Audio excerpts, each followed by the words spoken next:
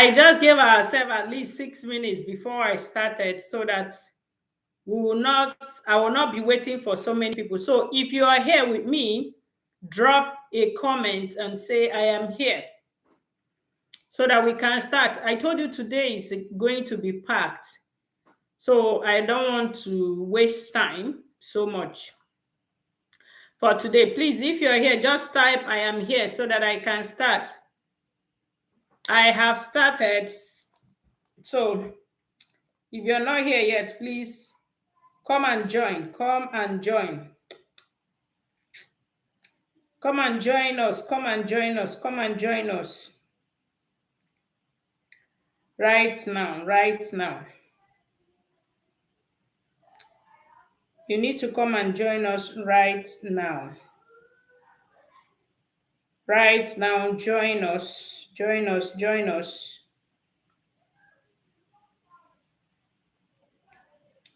Please drop a message if you're here with me. If you're here with me, drop a message.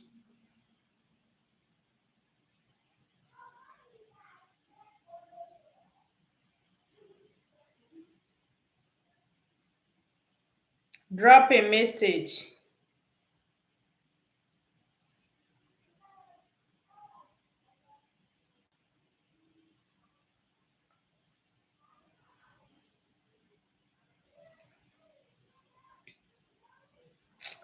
Drop a message. Drop a message.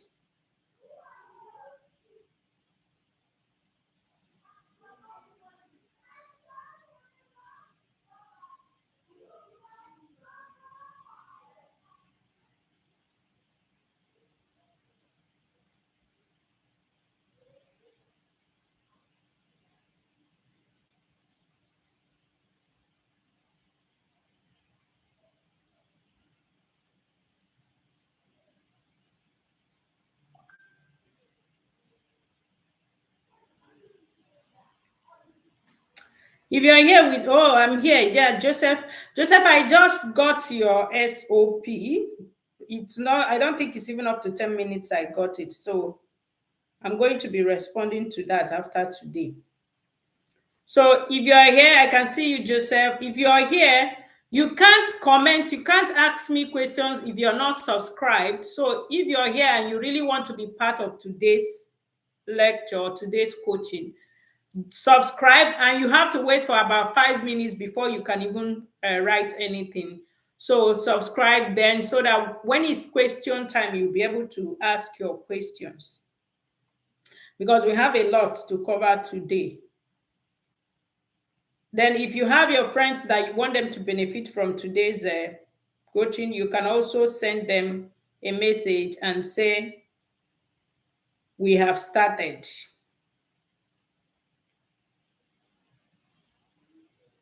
I'm just giving, just like yesterday, I gave a few minutes before I started. And once I start, I wouldn't have to go back, because I don't want to be eating into people's time. I respect everybody's time, just the way I want my own time to be respected. Don't mind me, weather is very cold today, so I have to cover myself. Sorry, I have to cover myself. So if you're here with me and you want me to start, just write start, so that we'll stop waiting. We really have a lot to do today. I just hope we're able to cover it all. If you want me to start now, just type in the comment start and I will start. Or if you still want us to wait for them a little bit, but we're going to recap on what we did yesterday. We talked about SOP yesterday. So if you are coming just to joining us today, we talked about SOP yesterday. And during that time, I said, those, oh, Nadia, good to have you. I said those that were able to write their SOP and submit before today's class, that I'm going to review it. I got one from Joseph, so I'm going to review it and get back to him on that. And I also said those that were available that yesterday to actually write 3 programs they have in mind that give me background of their intention of what they want to study. that I was going to go through it and see the best fit for them. So that said, I think I want to start with today's lecture so that we won't be wasting time, or we won't just be delaying ourselves on that. I hope everybody can see me. Please, if you can see me, just drop in the comments. I can see you, because I want to be sure. I'm using multiple screens because we have a whole lot. So I don't want to be coming up and coming off. So I have to be using multiple screens. So if you can see me, because I've changed screen, if you can see me, please write I can see you, so that I'll be sure that somebody is seeing me while I start. If you're here and you can see me, please say you can. Okay, you can see me. Yeah, that's good. So let's start. And my desire is that you gain whatever thing you want to gain that will help you in achieving your dreams. I would want to be part of your success story, and that will make me happy. So going back to, just like I recapped some of the things we did yesterday. So today we're going to be talking about types of masters, because which is what some persons don't know.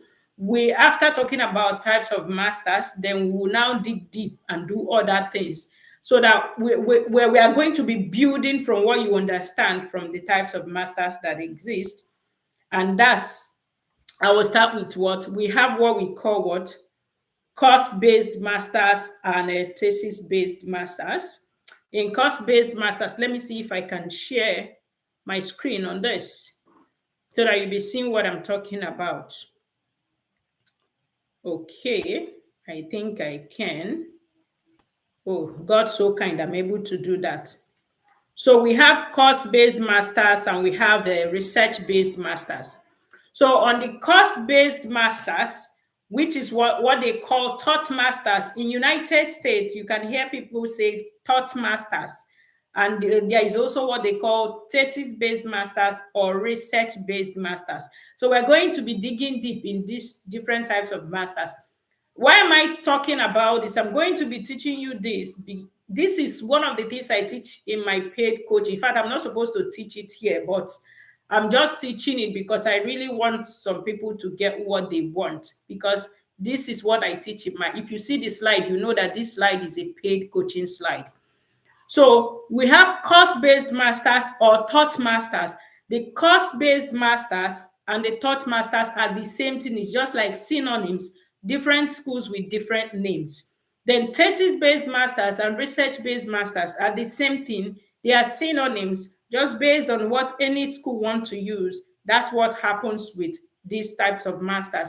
And that brings me to telling you who I am. My name is Dr. Chigozie. The doctor in my name is actually a medical doctor, MBBS, Benin, Nigeria, but master's in Canada.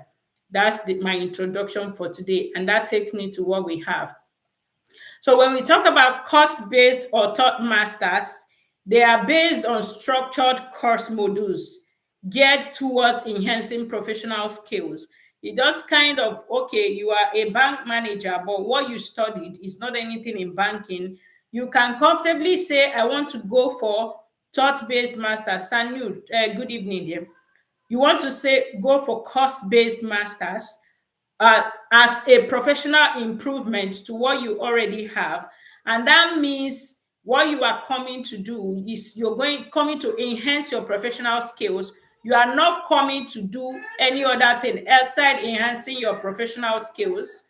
I please just let me pause this.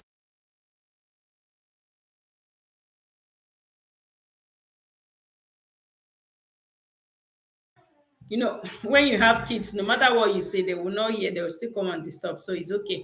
So let me go back to what I'm saying. Course-based masters and taught masters are based on people who want to improve their professional skills. And improving on that professional skills requires that maybe you studied a course and you want to do something else. But for that, you just want to improve your skills on that. And what you will do is just, okay, let me just go to the university and get a master's on this. So your work will be geared towards structured course to enhance your skills. And this is where they have the 1 year or 18 months based masters. So you will see somebody will tell you, oh, I went and I did it for 1 year and I got my masters. Most times it's not thesis based masters. Thesis based masters, which is the research based masters, is usually what, 2 years or even more in some cases. If you do like accelerated thesis based masters, a minimum of 18 months before you can finish it, because you will have to carry out your research. So for course-based masters, it is focused more on direct application of knowledge at workplaces, just like I'm explaining to you.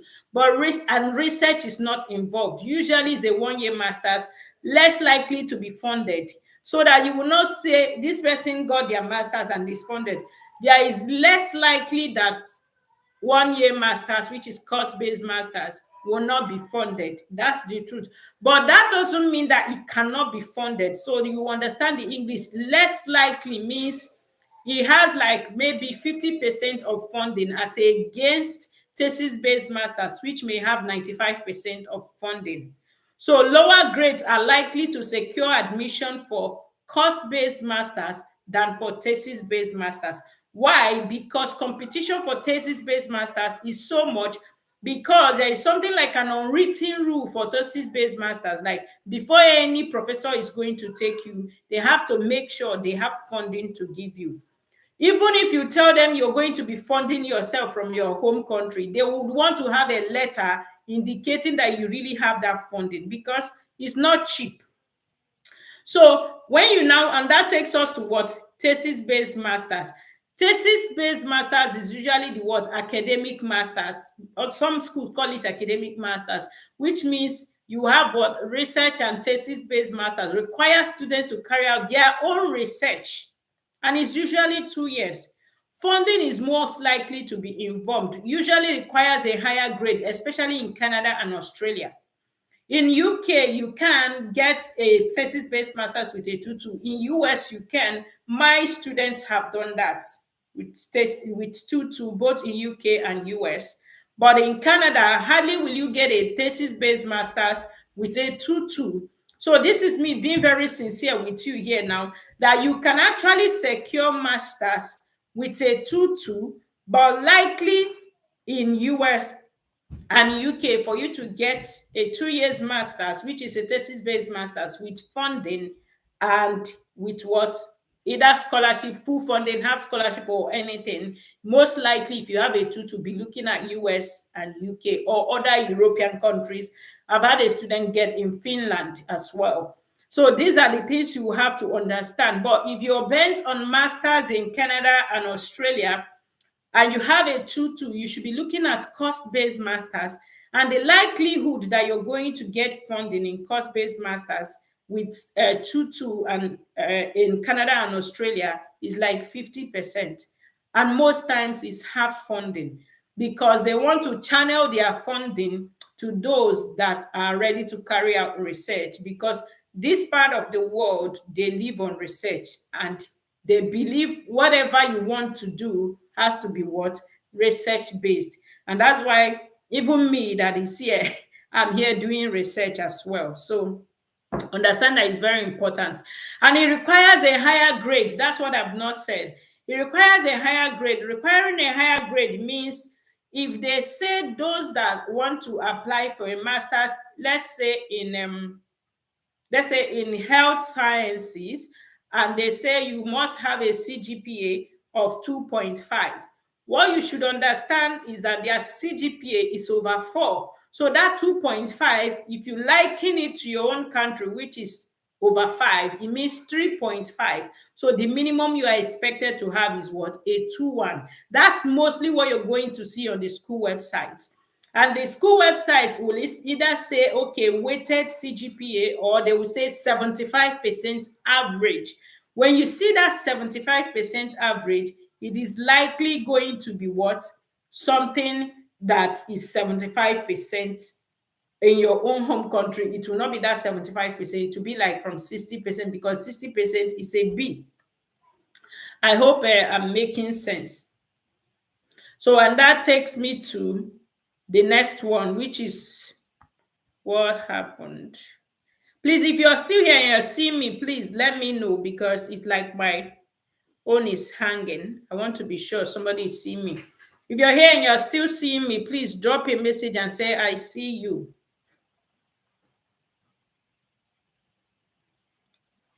But if you're not subscribed, you can't send a message. That's the restriction. That's what those that are subscribed can gain, and they can only send message after 5 minutes of subscription. Okay, you can see me. Okay, that's true. Okay, then we move to the what we say usually higher grades, just like I explained.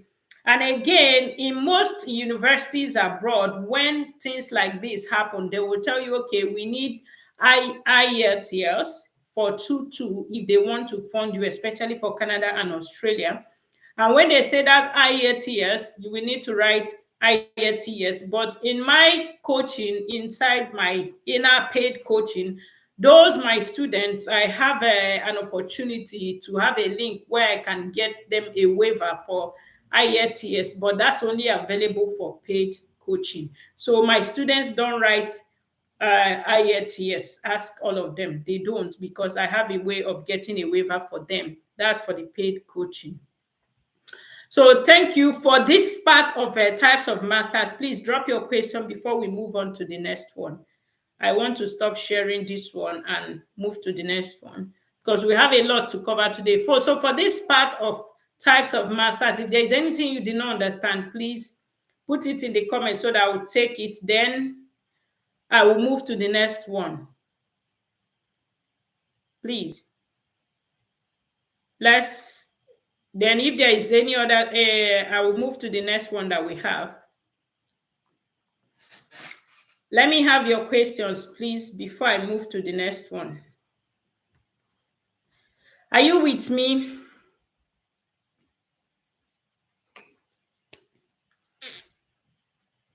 So no questions. So I take it that we don't have any questions. So let me share the next screen. Okay, no questions. Somebody said no questions. Okay. So we're going to the next, which is what today. I think I would have even done this first before I went on to the master's. So today, we're going to be having this now, day 2 of our free coaching, which is what we started with today. I've done the introduction and everything. So, and I've done the recap of what we did yesterday. If you started with me, I've done the recap of what we did yesterday. And today you're expected to do what? Realign expectation for day 2 so that you gain everything you need to gain for this journey. Then we're going to talk about CV or resume that attracts attention. So there is what we call CV and there is what we call academic resume. Most times when people see these, they think they are the same thing. They're actually not the same thing. When you hear academic CV, like give us your curriculum vitae, they expect you to be as detailed as possible.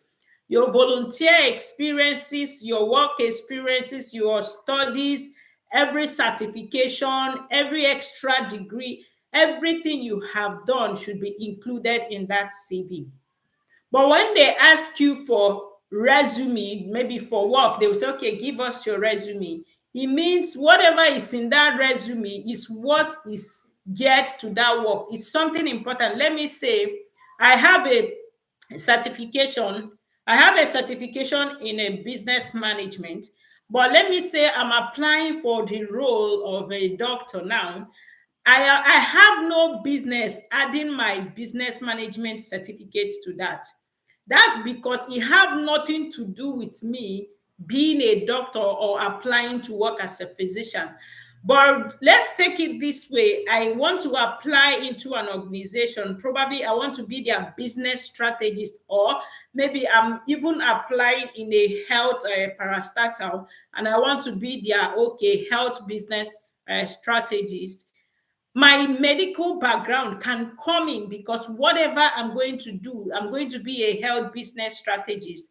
And I can also put in that my business management certification, because I have that background in business and I can combine it with my work, with my education as a doctor. So you can see these two certificates are now working hand in hand in in helping me get the job I am applying for as a health business strategist. So when they ask you for give us a resume, what you will be looking at is what are you applying for? What are your certifications? What is your qualification? What are the things what are the things that can play a role in this thing you are applying? And that same thing, when they say give us academic resume, it means you're going to be looking out for what exactly in my life over the years is in tandem with this requirement for this course or the requirement to be in this department. That's what most people don't know. And when they do, they will just carry everything, mumble in one CV and submit.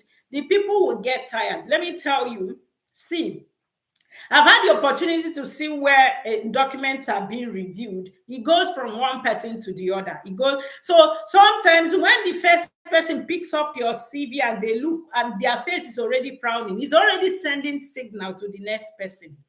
And by the time the next person is getting it, they're already using one eye to look at the first person that saw it and their behavior. So it's already sending some kind of message. But the thing is this, if your CV is very attractive, when they look at it and see that, okay, this CV is making sense and this CV is something that I can work with, you will find out that by the time the first person is looking at it and they're nodding their head, the second person may not look at it. They will just be like, oh, move it on. And that's how they will just call it good, good, good. That's why when your CV is coming out, it should come up with what is expected and what is required for the people that are reviewing it.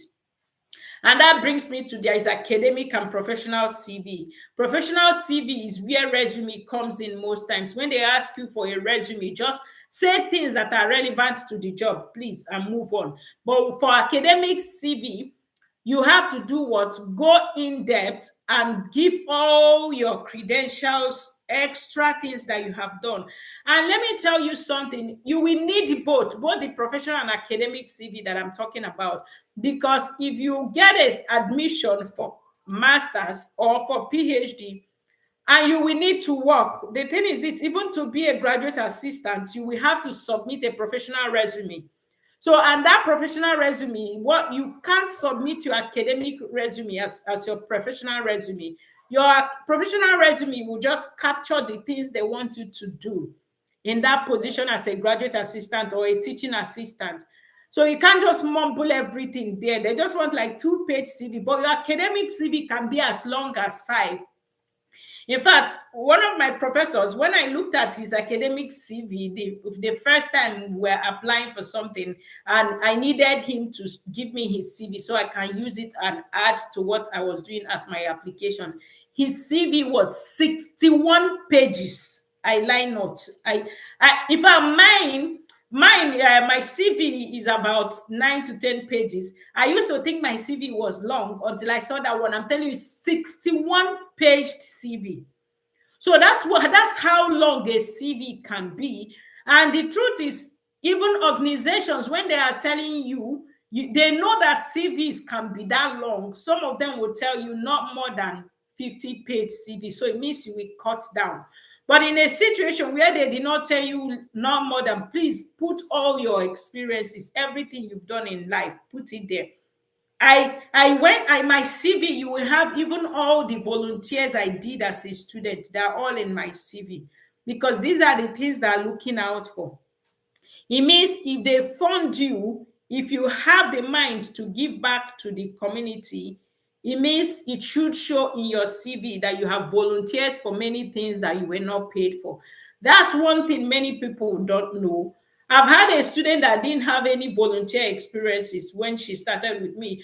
She was so smart. My mind did not even go that way. What she said is, please let me volunteer for you and be responding to comments and chats on your social media. It never occurred to me that, oh, that could be a volunteer. And she started doing it.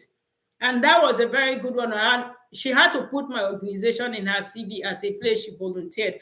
And any letter required of that, I will have to sign it. So these are things you have to start thinking. And some people, they don't want to do anything in church. They will tell you, oh, it's not my thing. I don't want anybody to see me. See, you see all those volunteer experiences in church. It counts. There is this school in the US, Anna Maria College. One of my students got admission there. What One of the things that stood out for her was the experiences she had in her church, a Catholic church back home. So some of these things count, even the things we think that do not count in our country, it counts. If you have taken care of your grandma or anybody, like you've nursed a person that was sick, whether grandfather, mother, they are all skills that you can put in, additional skills when you are forming your CV. So, and the thing is this, I give out sample of my CV to those in my paid coaching anyway, so that you will see all the skills you can actually bring out. That when you look at your CV, you will not even believe you have all these skills. And these are the things that when you put them together, you will see that you have all the wherewithal that it takes for you to be an outstanding student and for you to secure funding. And that's what makes the difference from those that secure funding and those that do not secure funding. I've seen a 2-2 secure funding and a 2-1 did not secure funding. What's the difference? What they presented. And I've also had my friend submit an application. It was so good, all his applications and everything.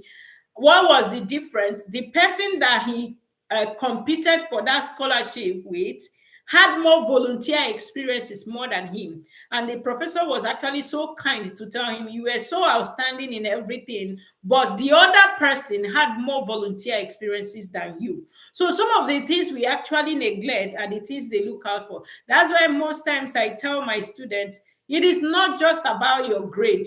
Leave your grade aside. Yes, it's good to have a good grade. At least that will help you to be qualified in different schools. But there are other things they look out for. I have opened up for a job and I said, okay, everybody submit your CV.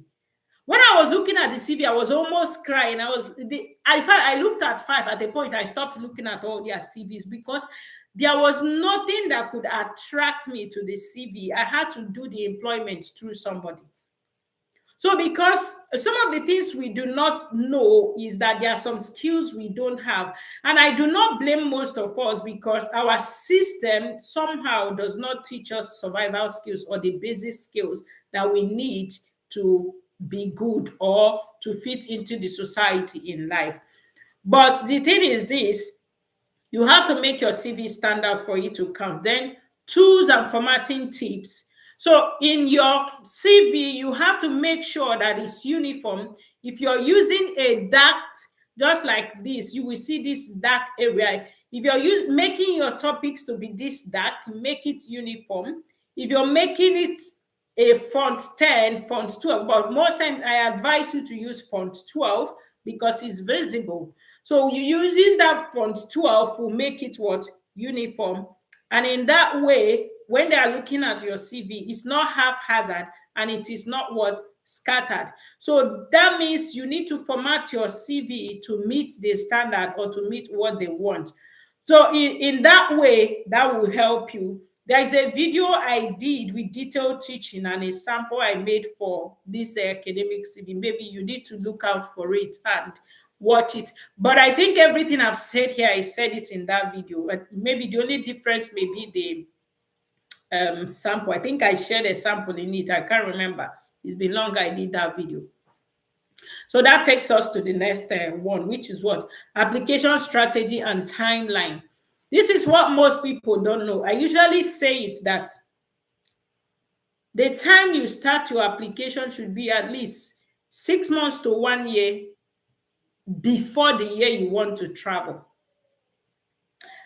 My admission was 2020, but I started my preparation in 2018.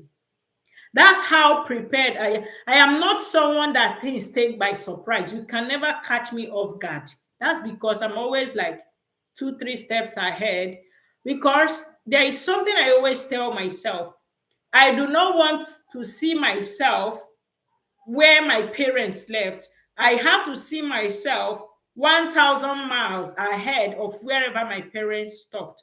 That's the mindset I work with. So, and that keeps me going. And that makes me to look ambitious. I'm actually very ambitious. I don't look ambitious. I am very, very ambitious. You see that thing that they said nobody can do? That's the one I want to go and do it. And most times with God on my side, I always come out excellent. So now, why am I trying to tell you about this application strategy and timeline? That's to tell you that if you really want to travel by September next year, apply, in fact, apply today. It's as fast as that. Apply today. Why? Most admission and funding that you're going to get is going to happen between this August, September, October. By November, December, applications are closing for most schools, especially in Canada. I know my school in Canada, if it's for funding, by October, most lecturers or professors have taken students they want to fund. So it's now left for others to scamper and see, okay, if they are going to get funding. And this is what is applicable in other schools as well. But the only thing is that some schools that may not have many students coming in into the school, they may still stretch their funding until January, February. March is neither here nor there, so that I will not say what is not right. It's neither here nor there. By February, if you have not applied, and by March 13th, I think most funded courses would have closed. You will now be left with the ones that may not have funding. And that's because a lot of people do not rush there because they don't want to pay school fees. It is not easy to be paying thousands of dollars as school fees. And also, another thing that application strategy I also want to talk about is this: look out for cheap schools. And getting cheap schools is what can make you, even if you do not get funding, you may be able to raise the school fees yourself. Don't go and be looking at, when you want to apply in Canada, you just go and be looking at the highbrow cities and be saying, that is where I want to go. One, there are disadvantages with highbrow cities. The population is much. Your tendency of even getting a green card or permanent residence is reduced. But in those remote areas, when you get there, you can study with lesser school fees, and after getting the lesser school fees, you are likely going to get your green card, or you're likely going to get your a permanent residency. And when you get that, you now want to go to the highbrow areas. Bro or sister, you are free. You can just add wings and begin to fly. So that's what's being strategic in life. Then another thing is what? Building a personalized application calendar. Tell yourself, I'm going to apply to 2 schools today. Then when I was making my application, there's something I did. I told myself every week for the next 3 weeks, I'm going to make 1 application, because application is not easy. It's not something you just close your eyes and do. You will write. Some schools will require 1,000 words, 800 words, 500 words, though, either for SOP or statement, personal statement, or statement of intent. But whatever the school requires, build your personalized application calendar. This personalized application calendar is what will help you. Why? When you build it, if you tell yourself every week for the next 3 weeks, I should make 1 application. So it means by the end of 3 weeks, you have done 3 applications. I had a student that made 8 applications. That's how serious some people can be. In fact, I doffed cap for her. I didn't know how she did it. And do you know the funniest thing? These 8 applications she did, she got fee waivers for the 8. So she didn't even pay application fee. Yes, if we are fast today, I may get to where I will teach you on how to get application fee waiver. If we're not, then it's our luck today. How participatory we are will determine if we're going to get to that, because we have a lot to cover today. So she got application fee waiver, 8 applications, no fee paid. Now she has even graduated and she's working in the US. So these are the things that you have to do, or build your personalized application calendar. If you're someone that doesn't have any other thing doing, you are single, then what are you waiting for? So you can make such application, because I believe why she was able to beat that kind of application calendar is because she was single. Mine, as at the time I was applying, I already had 4 kids dropped down. So I had to take my time, 1 application per week, but I was determined to do it, and I did it. So I do not see anything that would limit you, especially when you are still single. Bend your head and do it. Strategize, and your strategies will pay off. The truth is what God sees your effort, and when He wants to magnify it, He makes it so big to even beat your imagination. Then you tell yourself, and this is also how to stay organized and avoid deadlines. What I did then was to go to the schools I loved. Like when I go through the courses I wanted, go to the schools I selected. What I did was to go and get their calendars, their application deadlines. And I had a small jotter then. I'll write the name of the school, the course I wanted, and I will write the application deadline. That was one of the things I did the first week I started application. I'll go to the other school, I'll write the name, write the course I wanted, write the application deadline. So with these application deadlines, I will make my application and be sure that I submitted before the deadline. Then there's a caveat. If you are submitting before the deadline, make sure that your referees are ready to also submit their reference letters before the deadline.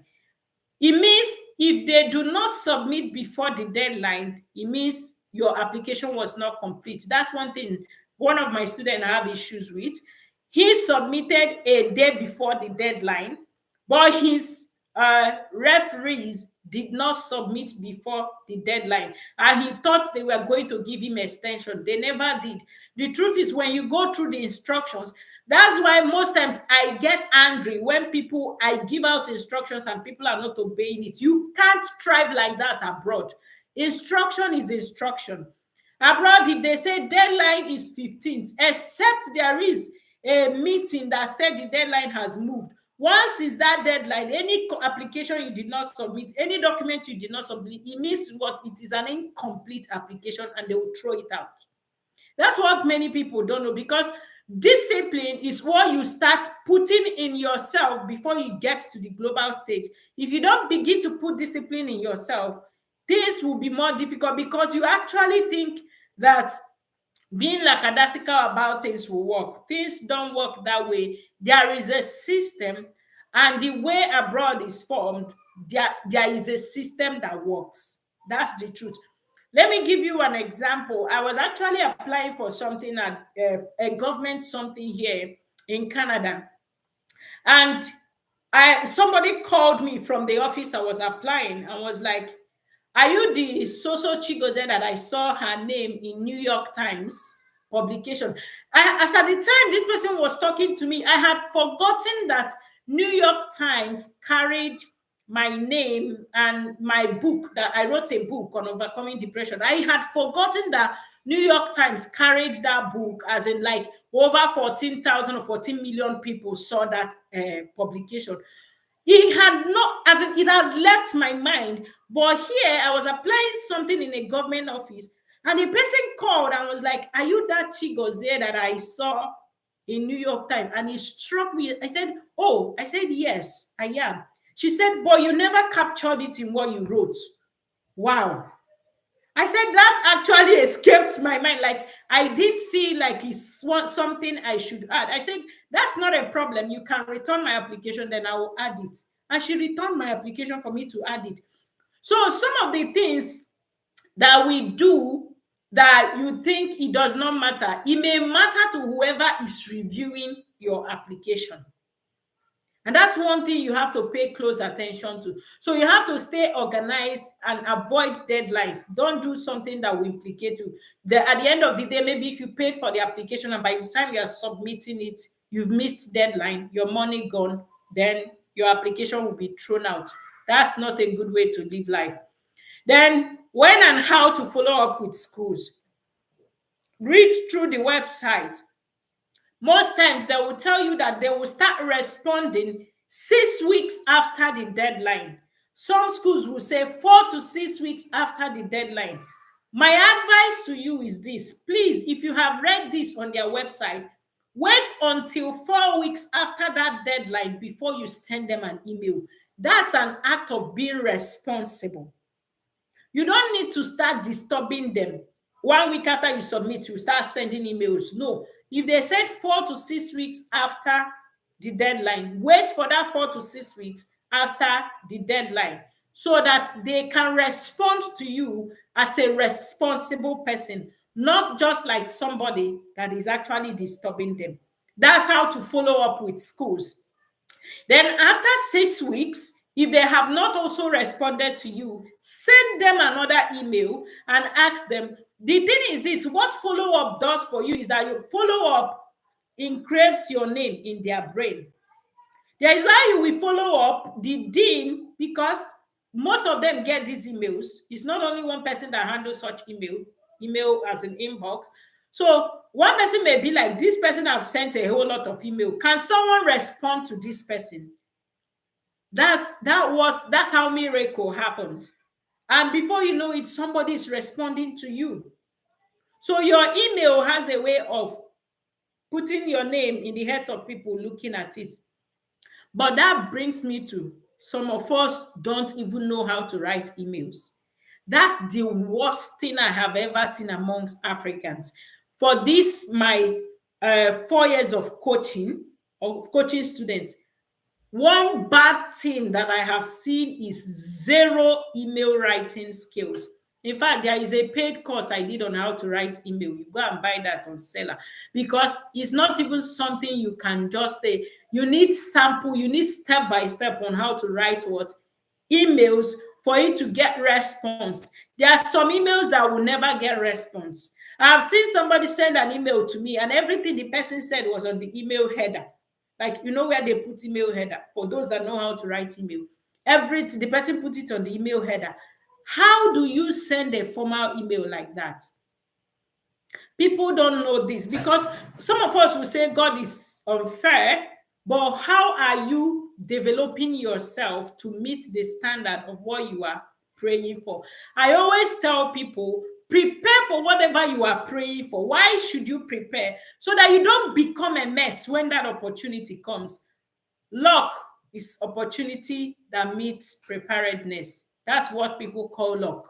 If you're not prepared, the opportunity will still pass. But a lot of people, just like I declared this coaching today, I didn't even know that I was going to go this deep. But when I saw the interest, I said, okay, let me go deep so that a lot of people can gain something that will help them.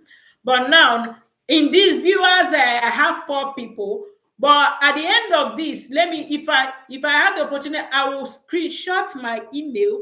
You will see the number of people that are in my email asking for opportunity. But now there is opportunity here. None of them is here to listen, so that they can have the wherewithal to ask questions that are pertinent to them personally.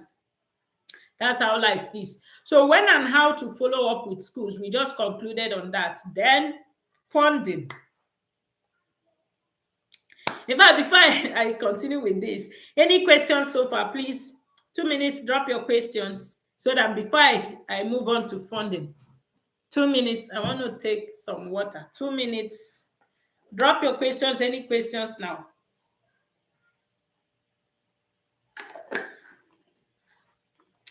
If you have questions, drop your questions. If there is no question, please write no questions so that we can move on. No questions so that we can move on. I want to see that before I move on.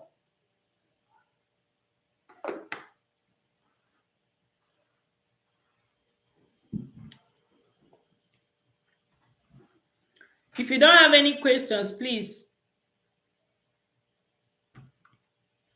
If you're not subscribed, you can't type. So you have to subscribe before you'll be able to ask me a question on a live session. Okay, no question. No, Victoria, you're here. I didn't know. Then funding beyond scholarship. So what we have, you talk about, people will say, I had somebody that said she already got admission in 2 different schools, but she doesn't have funding. So there is what we call low interest loans. Low interest loan requires that with your admission letter, you can actually begin to ask.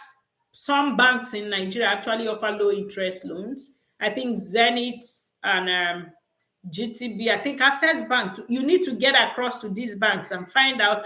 There is what they call educational loans. Ask the bank you're banking with if they have educational loans. It may amaze you to know that your bank even have educational loans, and they are usually low interest loans. Then the funding beyond scholarships that we're talking about is now what there is research or teaching assistantships.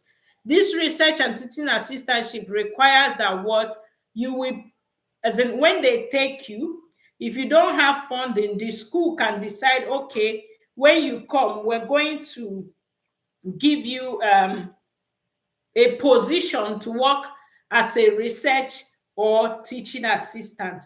In that way, they will say, okay, we're going to place you in a salary of probably $1,200 per month or $1,000 per month. So you will just know that every month you're going to get that amount.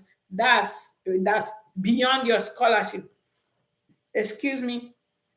Some scholarships also have this kind of opportunity, which means they will fund you, that you will have all the money and everything you need, but then what will you need as pocket money? That means you can get this kind of position and be working. So there are also what they call tuition waivers and university grants. Tuition waivers means you're not going to pay anything and the university is responsible for that. Or the university can say, okay, we're going to give you this amount. This amount we are giving you is what is going to cover your tuition. So it means you're not going to pay tuition, but you're going to use this our grant and go through it. Then that brings me to external sponsors and fellowships. The external sponsors is you can get your admission letter. I've had someone that got admission and was like, okay, I'll go and meet an organization and see if they can fund it.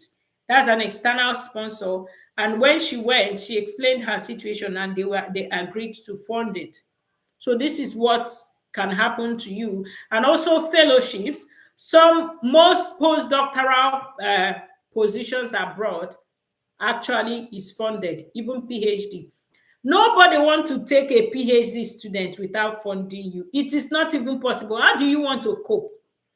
So, and PhD funding is usually huge, even though you're going to still be spending the money with your research and everything, but it's usually as high as $70,000 to $150,000 for PhD. So it's huge if you're going for PhD, but if you're going for masters, it's neither here nor there. I've had someone get as high as $75,000, 30, 40, 50, 70, 100.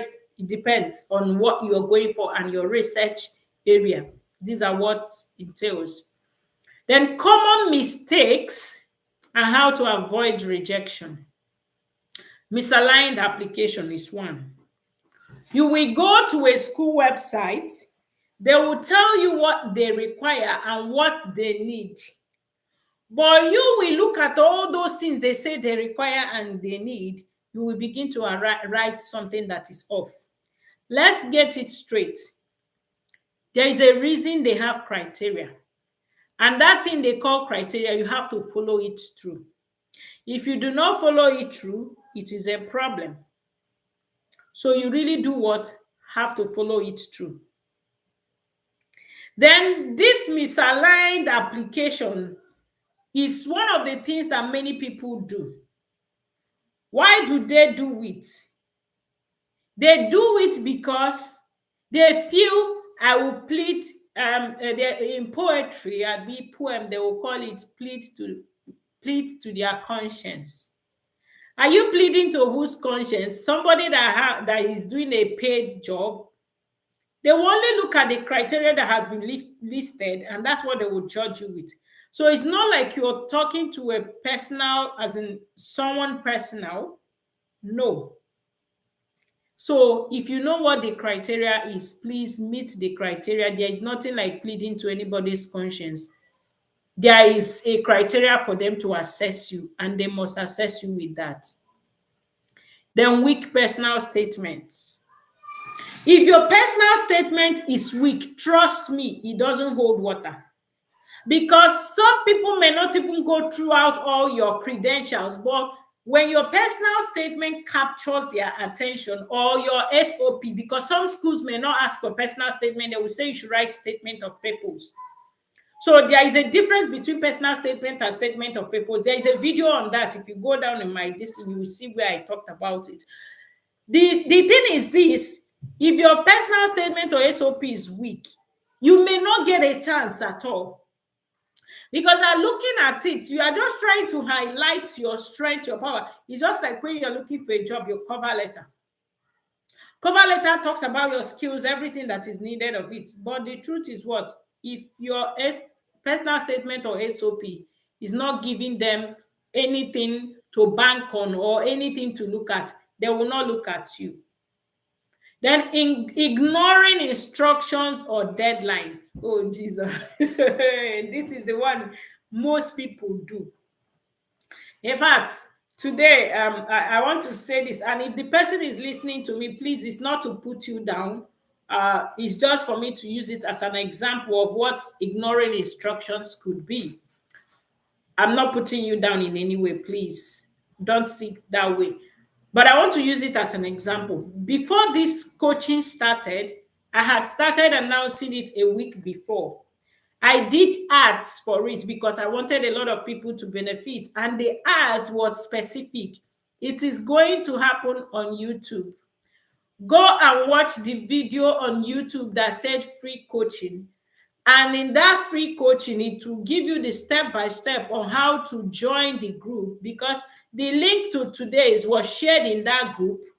And it was only from that group that you can get the link, except, okay, because out of mercy, I shared it on Facebook before I started. But the thing is this, somebody was on Facebook telling me, where is the WhatsApp link? If you were me, how will you feel? That's what ignoring instruction is like. When I saw that question, where is the one, I was so pissed. Like, for over a week, this announcement has been made. Somebody is here today asking me, where is the WhatsApp link?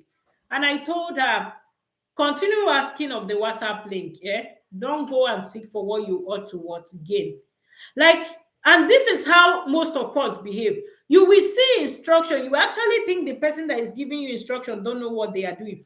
People give instructions because they want your life and their own life to be easy. Don't complicate another person's life because you refuse to follow instructions. That's what most of us do.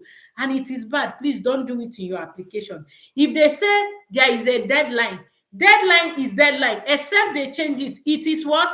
Deadline. And if they say, oh, in this department, we need you to have physics, chemistry, biology before you can apply. Please, the chemistry, physics, biology, if you do not have anything that can help you ask for a waiver in it, don't apply. Why am I saying chemistry, physics, biology? You can ask for something that can give you a waiver. If you have statistics, you can actually use it and ask for a waiver for either maths or physics, and they may listen to you. That's the truth.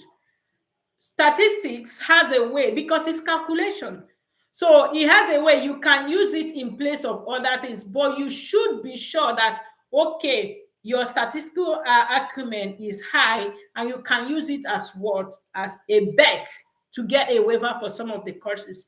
You can also avert TOEFL and all those. That's what you should have, a bet that you want to use to ask for those waivers.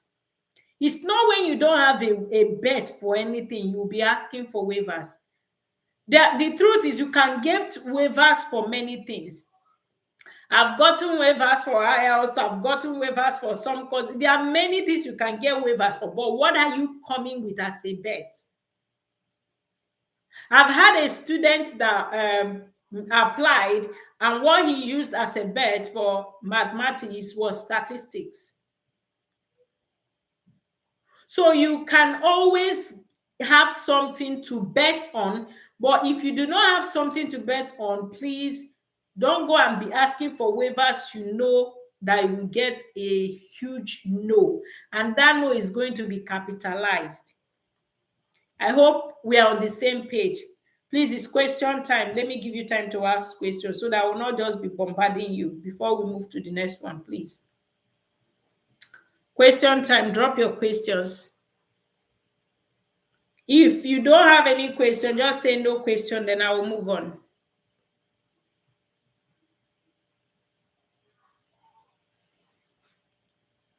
I'm giving us a few minutes to to ask our questions, please.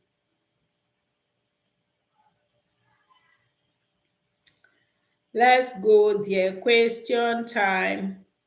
I hope you have your questions ready. Question time.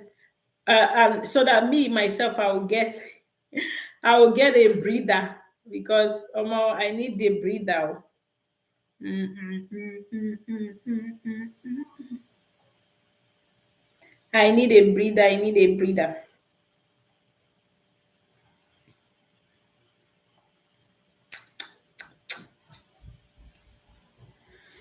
Well, are we good? Are we good? If we're good, so let me know. No? No? Please, I want to see your questions. Don't mind me, it's my baby that I'm telling no. Are we here? If you have questions, please type your questions. Am I sure? And if you're seeing me, please say you are seeing me so that I won't be talking to just myself.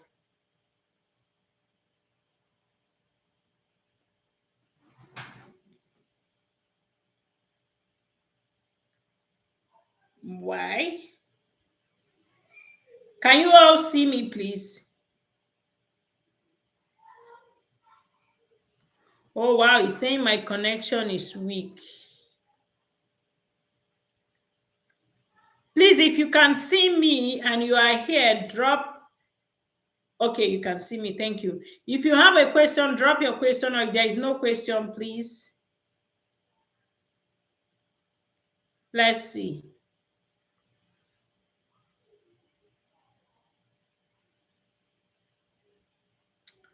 So, and that brings, since there is no, okay, Amajidechi. This is the first time I'm seeing this name. Okay, I will encourage you for accountability groups and partners. In this type of journey, if you have a friend you can trust in, why am I saying this? This is what is going to help you. Some friends will not let you rest. I had a friend when I was determined for her to leave the country. I told her that I'm going to be her accountability partner. What do I do? Every week, she must tell me what she did towards her application. Every week, I will not let her rest until she has given me breakdown of what she has done. And I will not let her rest by saying it with word of mouth. I will tell her, please send it to my email. Let me see. This is because this person was my friend and I wanted her to travel. I'm happy that she already traveled. She's currently in the UK. So you can be someone's accountability partner. And if you are a serious person, I can be your accountability partner. But if I'm your accountability partner, I'm a pain in the ass. You must succeed. That's the way. So if you're not ready for my pressure, please don't email me for accountability partner. Then why I encourage accountability group is this. In the group, you can easily ask questions. That's why I curated a group where you can easily join. In that group, you can ask questions, and somebody that already know or that has passed that stage of application can answer you. And at any point, I come and see that there is a question you asked and that has not been answered. I can also answer the question. That's why I am part of the group. So at any point you're making your application and you feel, oh, these things are really difficult and I need help, you can actually ask questions in the group and people will answer you. Also, know that for every application, you are paying either in US dollar or you're paying in Canadian dollar or Australian dollar. So they're going to convert to your currency. I said it one time that if you're in Nigeria now you don't have what they call a virtual payment card, I don't think you are serious. Because why am I saying this? No, this thing. I don't think there are, outside of Seller, no other card or no other company accepts the Naira card, Naira MasterCard. I don't know if things have changed. I think Victoria should know more than me. Have anything changed? Does anybody accept Naira MasterCard? Please, if they do, put it in the comments so that people will know I won't be giving a false information. But to the best of my knowledge, you can't pay for anything with your Naira card. I have tried severally to try to see if I can pay with my GT Bank and MasterCard, but have not. Okay, so with Stripe now, you can pay in Naira. That's you can put in Naira MasterCard and it will pay. Please, um, you will have to, if you are late, Amajidechi, you will go and watch the video from beginning to end. So if you have a question, you join the group and ask your question in the group. But understand that this coaching today is for those going for masters and PhD. I have not slated for those going for undergraduates. Their own is different day, please. And I think I'm going to take that to maybe Friday this week. I'm going to announce that. I will have to look at my timetable before I bring up a date for them. Once I bring up a date for them, I will still put it in that WhatsApp channel that I told everybody to join if you want to go for any coaching, whether you're going for undergraduate, graduate, which is master's, PhD, or postdoctoral. I told everybody to ask, join that WhatsApp channel. Okay. So if you're not in that WhatsApp channel, when I post for the undergraduates, you will not see it. That's where I put the links. Then those going for masters and PhD, I already curated the accountability group where they can join. I think I have 14 persons already in the group now. So if you have not joined, you can join if you want accountability, but it is not by force. It's just things that could help you that I'm trying to do. So if you do not want to join the group, you're home and dry. That's okay. But the accountability group is for you to share in other people's joy, see, share in their journey, and also see that some people are succeeding so that yourself you can also succeed. That's the only reason for accountability group. I hope this helps someone today. Um, you have to go and join the WhatsApp channel. When you join the WhatsApp channel, you will see the account. That's if you're going for masters or PhD. If you're going for 100 level, please do not join the accountability group. That's not the group for you. I have only posted the accountability group for masters and PhD.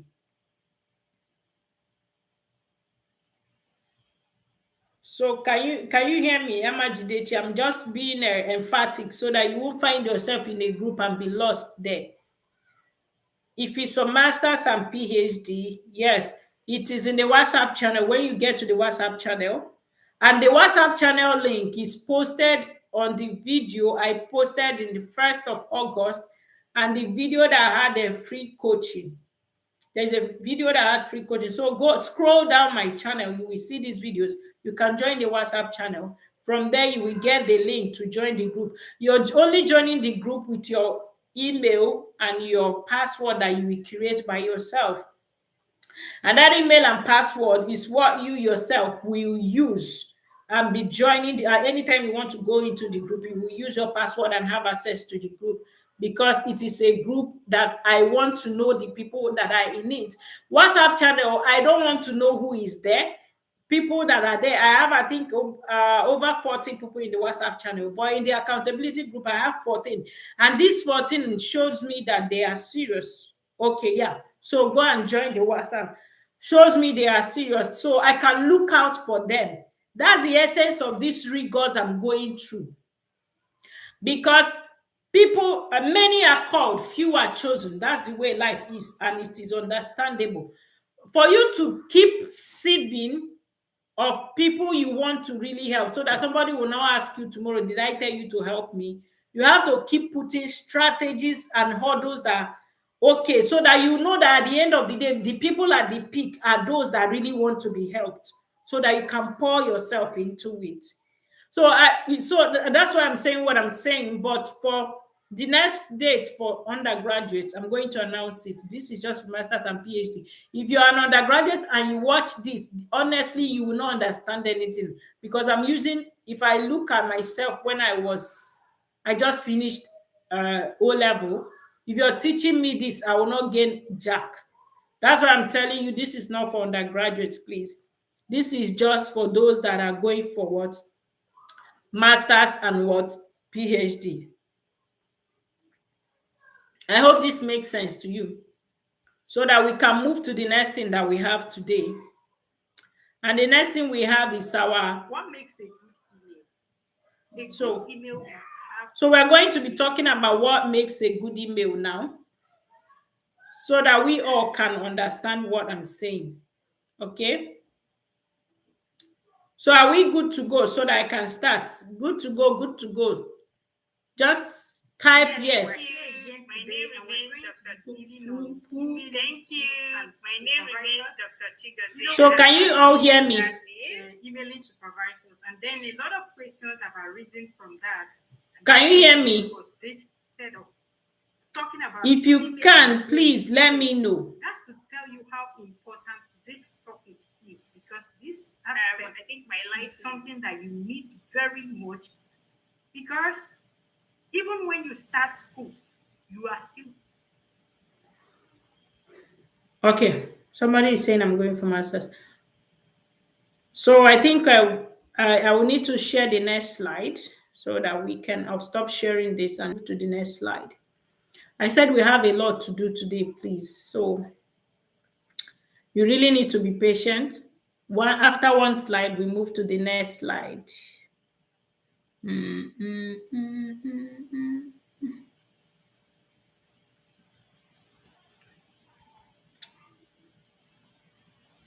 Oh Lord my God, when I'm in an awesome wonder, consider all the works thy hand has made.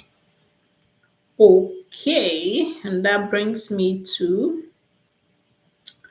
our next one, which is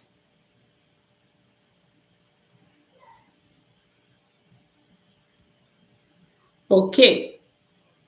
So we are going to what? Application fee what? Waiver. That's what we are going to now.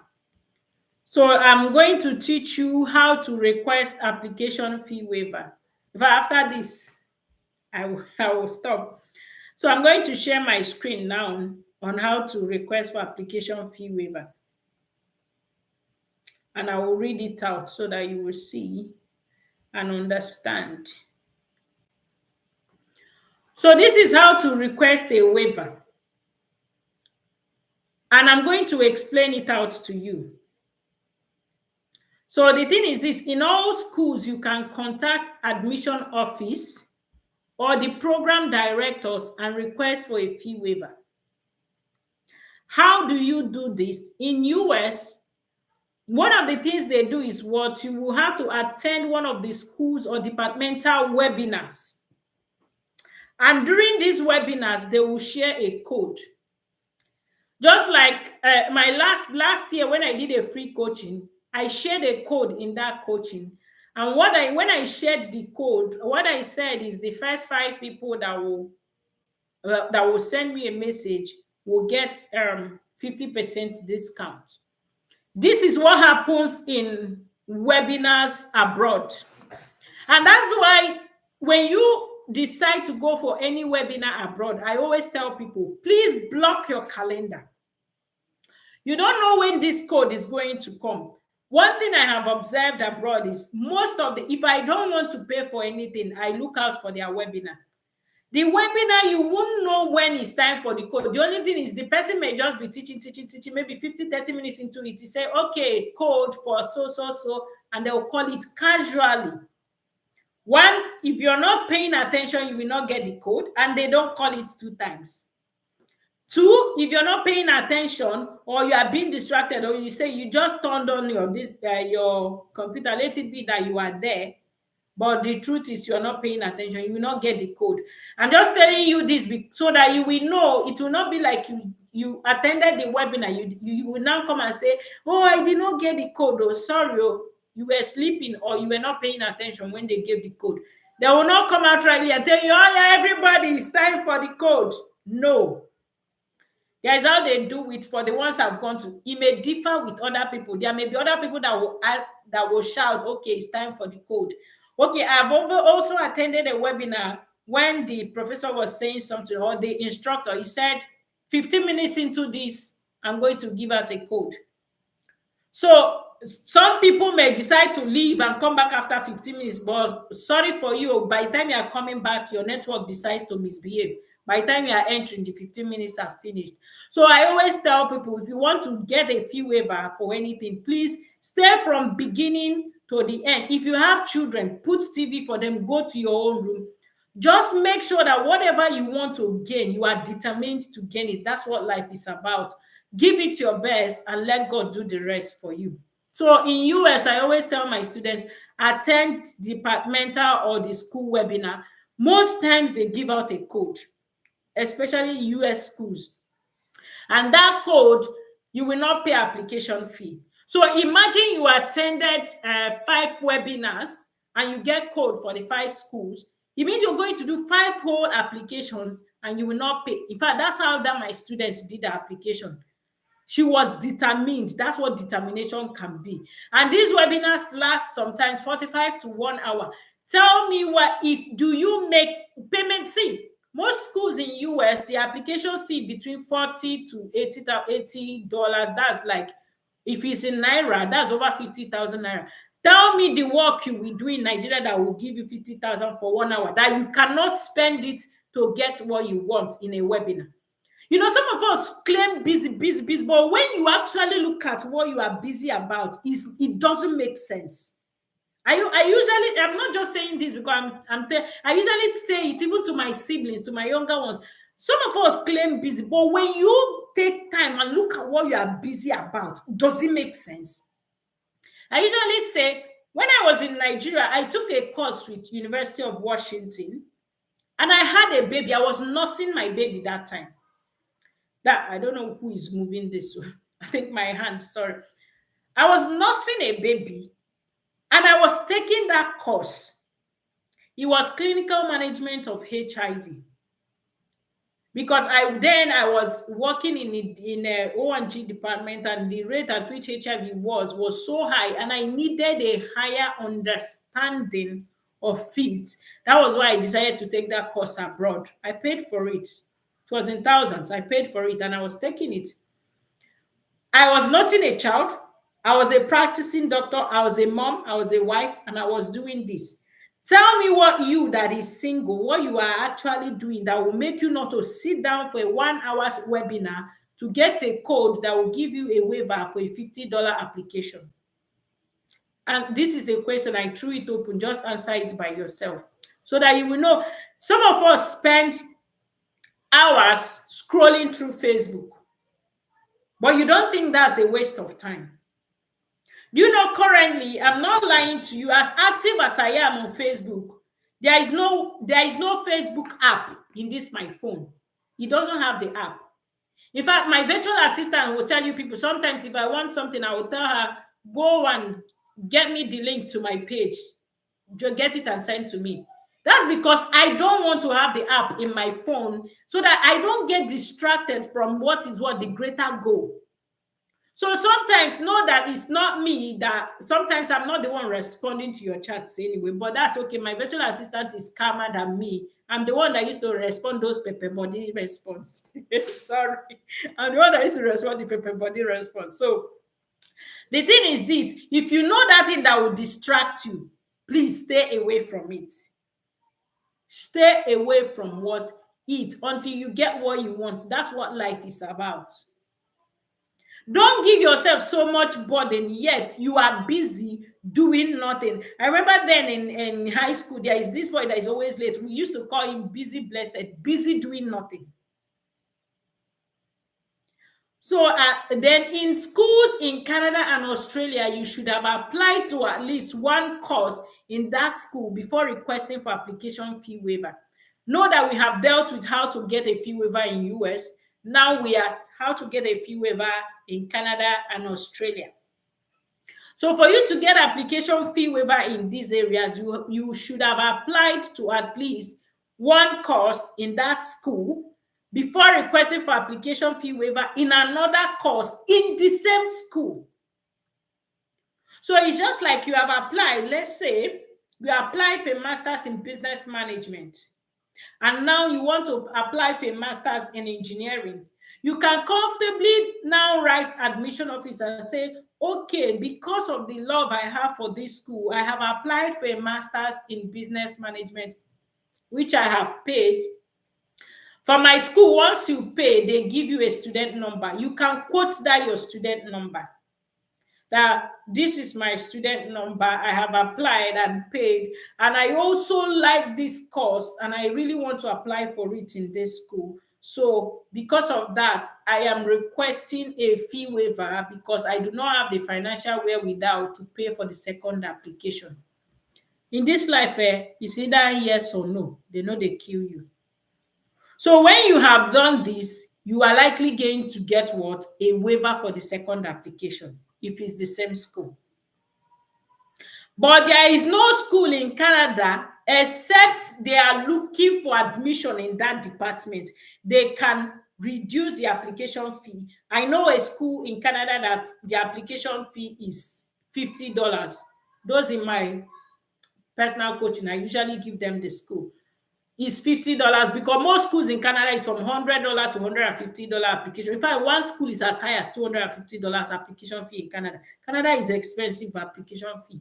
US is mostly $50 to $80. US, you can get as cheap as even $30 in some schools in US. So these are the things that you need to what? Understand. The UK and some European schools do not request application fee at all. So you are free to apply free of charge. It's only one school in UK that I have seen that requested for application fee, and that application fee they requested for was a £70. And that £70, it has a caveat. If you gain the admission, they will refund you the £70. So practically you did not pay anything. But if you do not gain the admission, that's when they take the £70. So these are things that those in the paid coaching actually gain, but I decided to give it out to you today. But then if you request, like if they have application fee, that like this school I said that they took £70 for the application. I had a colleague that was applying to the school, and I told her request application fee, put in your credentials, everything about you, and request application fee waiver. She did, and she got the fee waived. So, and one thing I always tell people, request a fee waiver before you apply. If you have applied and they decide not to give you a fee waiver, it means they have all your information. There is nothing you can do. You can't submit without an application fee. So instead of you wasting all your time trying to make an application and you know that you don't have the money to pay, why waste time in that school and making the application? So always request a fee waiver if you know that if they tell you no, you can't afford to pay. Always request a fee waiver before you submit your application. I hope this makes sense for you. Any questions before I progress?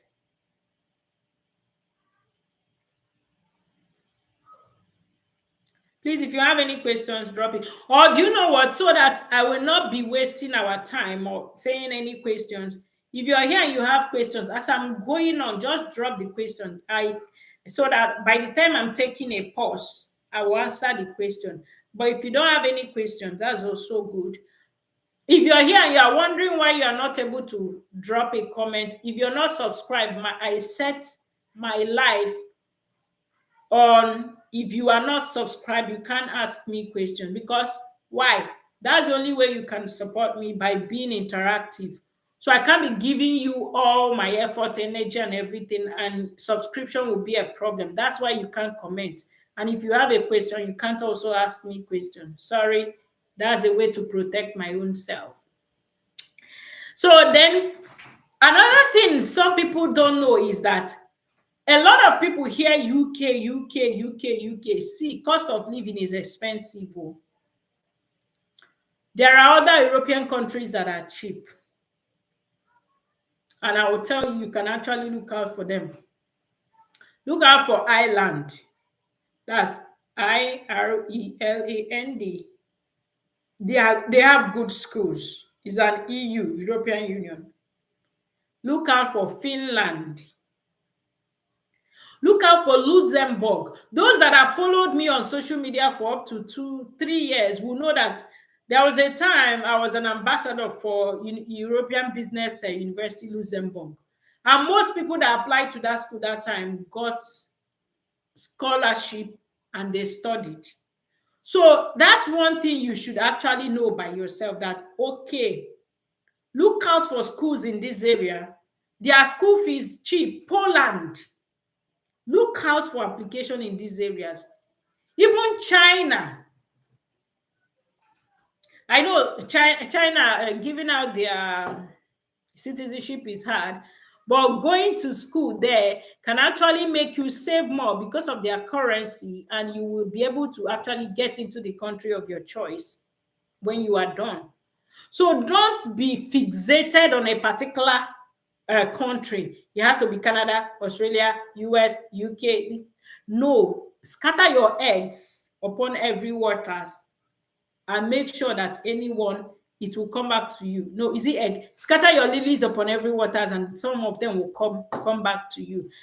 And in our layman's language, we will say, do not put all your eggs in one basket. I think I've spoken enough for those that want to listen.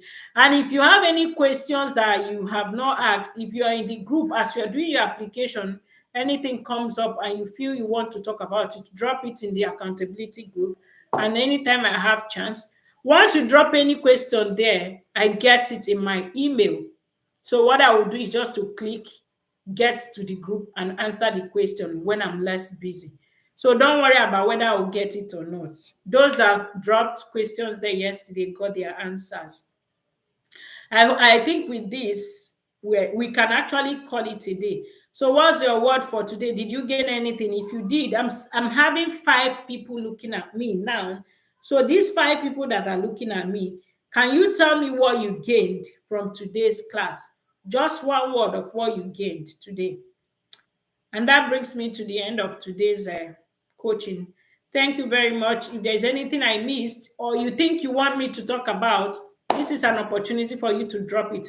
Drop it now. Let me talk about it so that we can call it a day.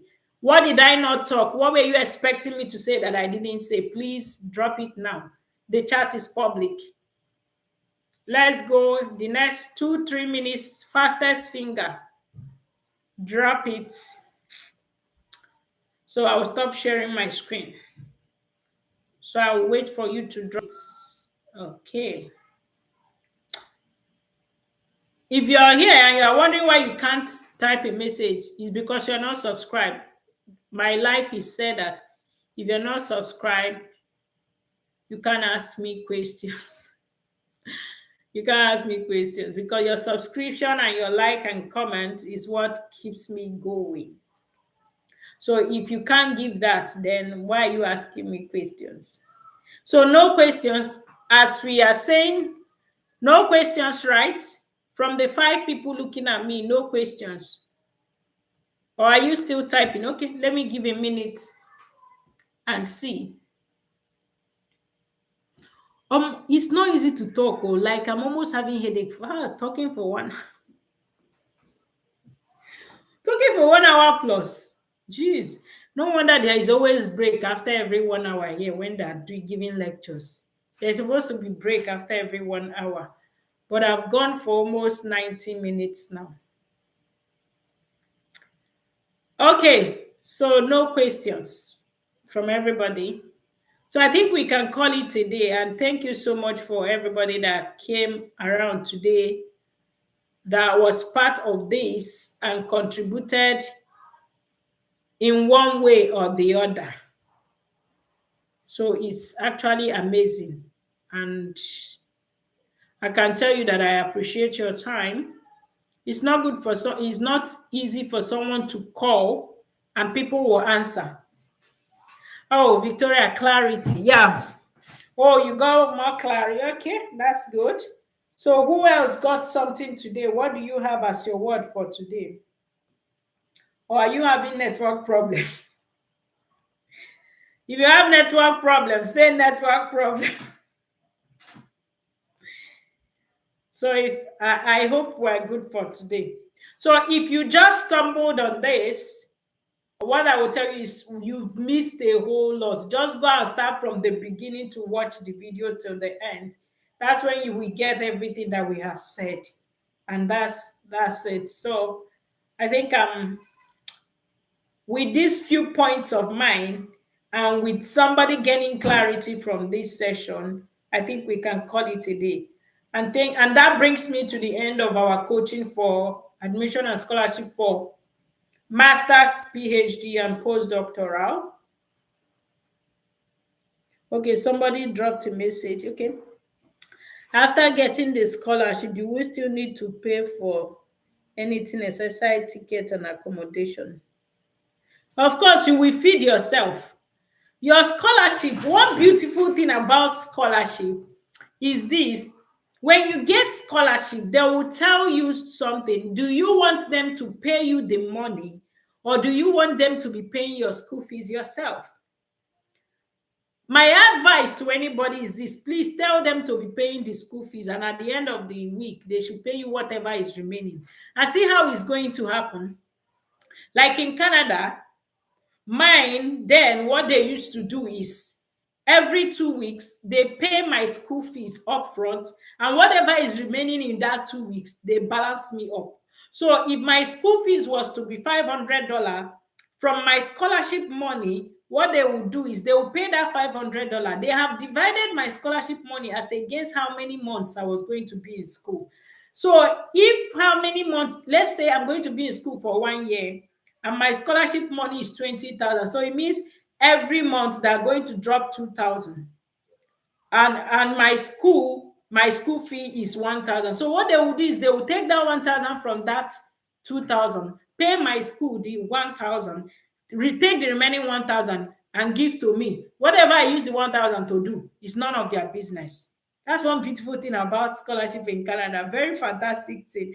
So that's the reason why some people may be in Canada, they are not even working, but because they are on scholarship and their school fees is low, their scholarship, they can gain as high as 20,000, 40,000, 75,000, depending on what your scholarship is. That is going to be calculated in tandem with your school fees. This is also what is obtainable across the globe. They don't give you the money at once. So even if you say they should be paying you the money, they will not carry the 30,000 or the $20,000 and give you at once. What they will do is every semester they will divide it. If per semester what you're supposed to pay is $2,500, and you have 4 semesters, and your scholarship is 20,000.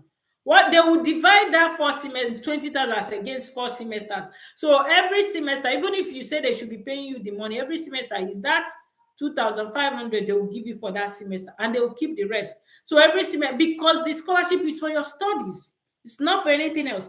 So every of the semester and whatever it requires, they will give it to you if you say they should be giving to you.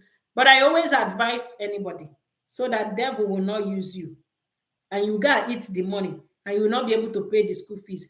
Better tell them to pay the fee and give you the balance. So it means if your school fees is 30,000 and they have to divide it as against 4 semesters, and your school fees is if your scholarship is 30,000 and they have to you are in for maybe 6 semesters, they will divide that 30,000 as against 6 semesters. If you tell them to be paying your fees, what they will do is per semester they will pay your fees. Maybe after dividing the 30,000, you have 3,000 as school fees per semester. What they will do is they will pay that 3,000 and give you the 2,000. Whatever you do with the 2,000 is not their business. That's how the scholarship functions.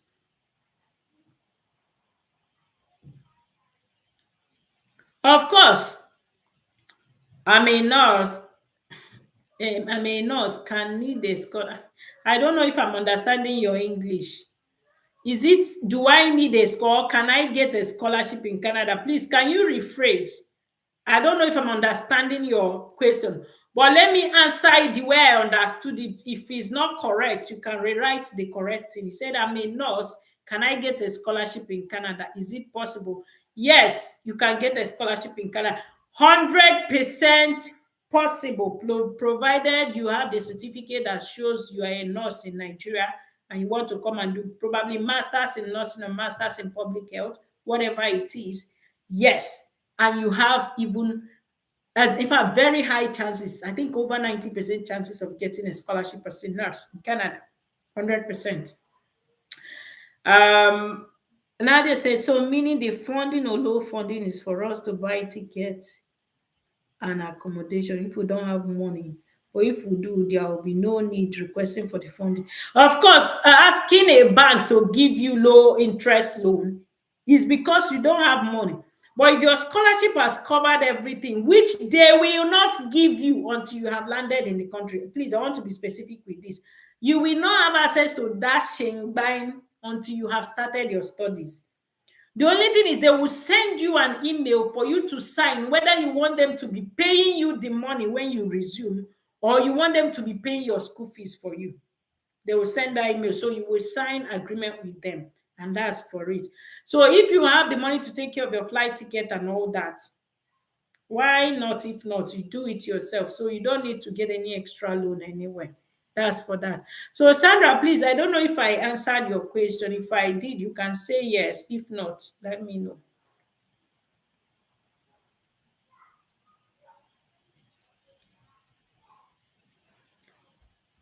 My email address, okay.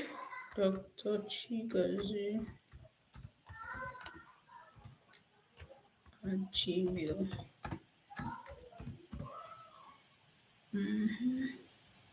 So it's highlighted. Let me know if you saw it, Nadia. Please, if you saw it,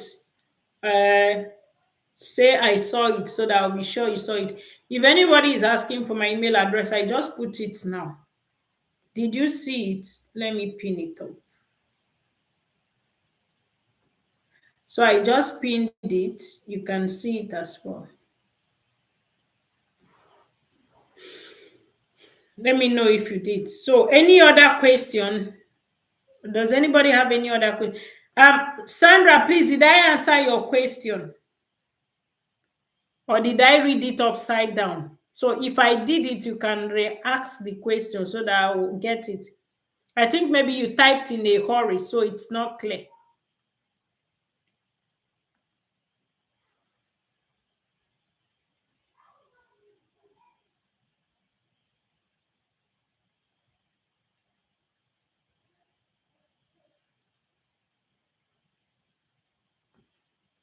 So Nadia, did you get the email? If you did, let me know so that I can unpin it. Have you gotten the email?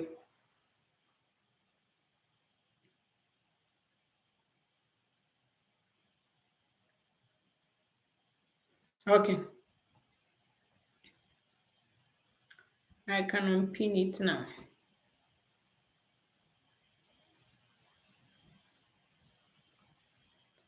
So I think we can call it a day. Sandra, I'm just waiting for you. Did I answer your question? Say yes or no so that I don't want it to be like I ignored your question or I answered it wrongly. Did I answer your question, Sandra? Or if you're not here again, I don't know.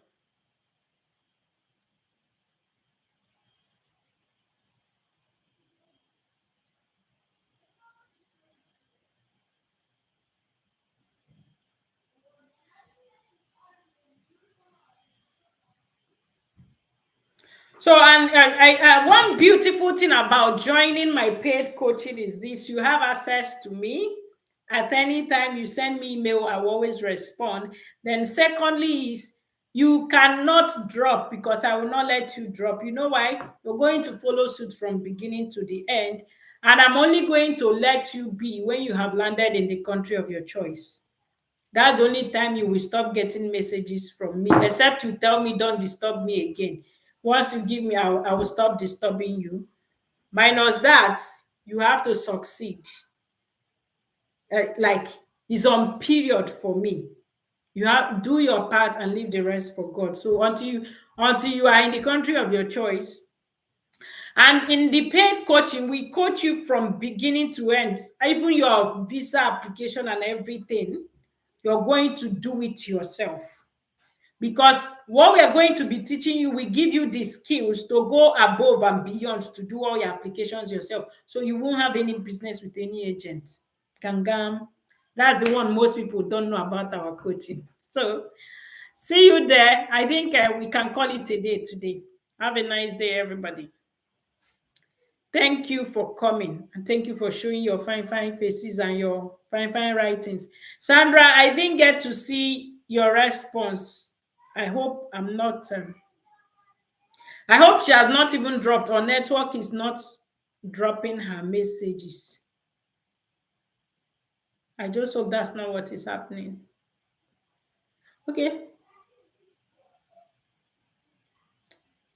I think we can call it a day. All right, everyone. Bye.